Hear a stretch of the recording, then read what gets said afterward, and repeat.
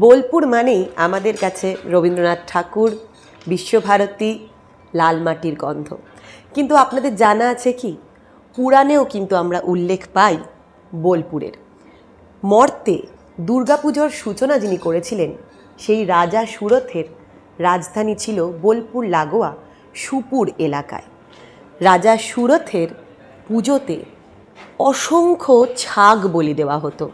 বলির রক্তে নাকি ভেসে যেত এলাকা। এই বলি থেকেই পুরাণ মতে বোলপুর নামের উৎপত্তি। আর সেই রক্ত নদী আটকানোর জন্য বালির বাঁধ দেওয়া হতো। যেখানে বালি দিয়ে বাঁধ দিয়ে আটকানো হতো রক্ত নদীর ধারা, সেই জায়গাকে বলা হয় বাঁধগোড়া।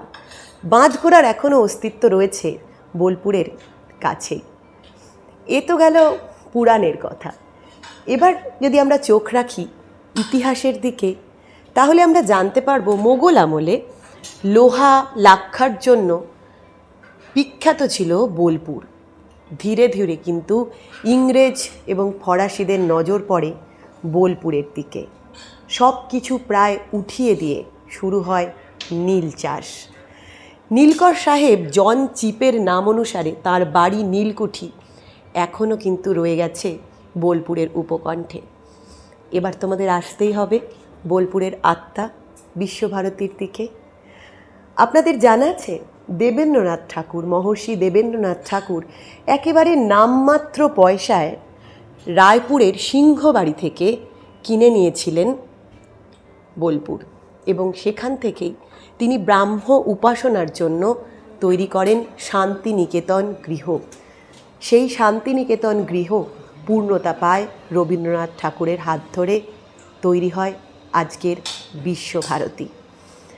আমরা পুরাণে পেলাম বোলপুর, ইতিহাসে দেখলাম বোলপুর, শিক্ষায়ও জানলাম বোলপুরকে। তাহলে ফুটবল পিছিয়ে থাকে কেন?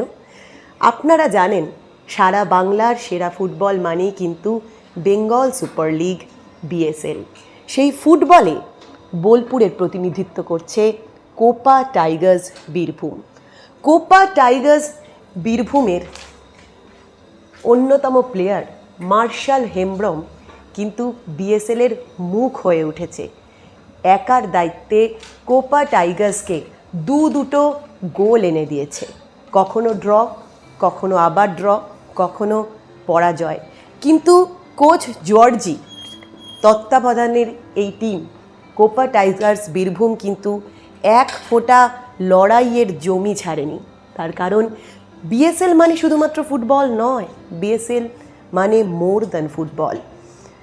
বোলপুরের ভাষা, বোলপুরের সংস্কৃতি, বোলপুরের আইডেন্টিটি, বোলপুরের অস্তিত্ব সব কিছু রক্ষা করার দায়িত্ব শুধু বোলপুর বললাম কেন, বীরভূমের ভাষা, বীরভূমের আইডেন্টিটি, বীরভূমের সংস্কৃতি, সমস্ত কিছুর গুরু দায়িত্ব নিয়ে কাঁধে কাঁধ মিলিয়ে অন্য 7টা অঞ্চলের টিমের সঙ্গে আজও কিন্তু লড়ে চলেছে বিএসএলে জগাই কোনার, মুন্না মান্ডি, আকাশ মণ্ডলরা। বিএসএলকে লাল মাটির রঙে আরও রঙিন করে তুলেছে কোপা টাইগার্স বীরভূম। এরকম অজানা গল্প আর সেই অঞ্চলের মাটির ইতিহাস জানতে আপনাদের কিন্তু থাকতেই হবে এসএসসিএনের ইউটিউব চ্যানেলের সঙ্গে। সঙ্গে থাকুন, দেখতে থাকুন, জানতে থাকুন সারা বাংলার সেরা ফুটবল বিএসএলকে।